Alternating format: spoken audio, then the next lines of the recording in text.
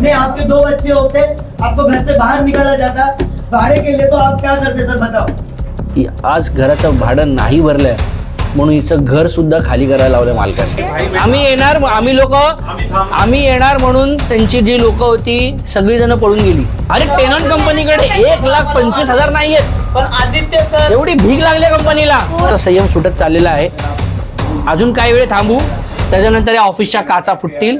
मैं धन्यवाद करना चाहती हूँ, ये हमारी पूरी तरह से सैलरी निकाल के दिए.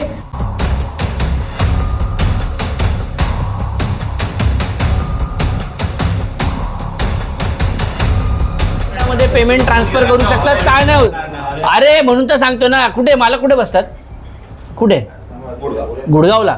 म्हणजे मालक गुडगावला बसतोय. मालक कुठे गुडगावला, गुडगाववरून परमिशन देणार तेव्हा यांचा पगार देणार. आता आम्हाला थोड्या वेळाने ऑफिस फोडावं लागेल. थोड्या वेळाने आम्ही तेच करणार. थोड्या वेळाने आम्ही पेशन्स, एक आमचा संयम सुटत चाललेला आहे. अजून काही वेळ थांबू, त्याच्यानंतर या ऑफिसच्या काचा फुटतील. जे होईल ते आम्ही बघू. जेल मध्ये जाऊ आमची तयारी आहे. हम लोग तैयार है जेल जाने को.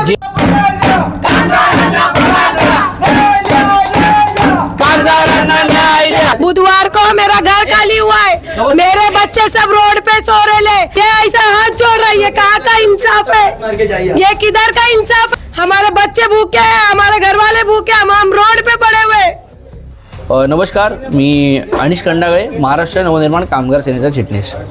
आज आम्ही जोगेश्वरी येथील टेनॉन कंपनीमध्ये या कामगारांसोबत आंदोलनाला बसलो आहोत. आज आंदोलन करण्यामागचं कारण असं की या टेनॉन कंपनीने या कामगारांचा गेल्या 2 महिन्यापासूनचा पगार या कामगारांना दिलेला नाही आहे. आम्ही काही दिवसांपूर्वी या कंपनीमध्ये आलो होतो. त्यांनी आम्हाला लेखी स्वरूपातसुद्धा एक आश्वासन दिलं होतं की आम्ही या सर्व कामगारांच्या खात्यामध्ये 22 तारखेला यांचे जे काही हक्काचे वेतन आहे ते जमा करू.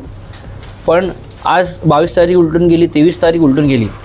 पण या कंपनीने नेहमीप्रमाणे कामगारांची फसवणूक केली. आज घराचं भाडं नाही भरलं आहे म्हणून हिचं घरसुद्धा खाली करायला लावलं मालकाने. जोपर्यंत कामगारांचा पगार कामगारांच्या खात्यात जमा होत नाही तोपर्यंत आम्ही इथून हटत नाही.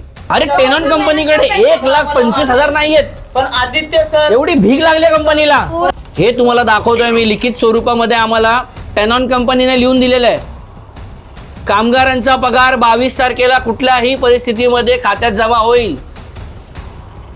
हे बघा, संपूर्ण महाराष्ट्राने बघा. आम्हाला जर तुम्ही राजसाहेबांच्या नावाने लिखित दिलं होतं, लेखी स्वरूपामध्ये आम्हाला सन्मान्य राजसाहेबांच्या नावाने लिहून दिलंय की 22 तारखेला कामगारांच्या खात्यात पगार जमा होईल, मग का नाही होत आहे? तुमच्या पोटावरती पाय, ऑलरेडी पाय दिलाय ना पोट.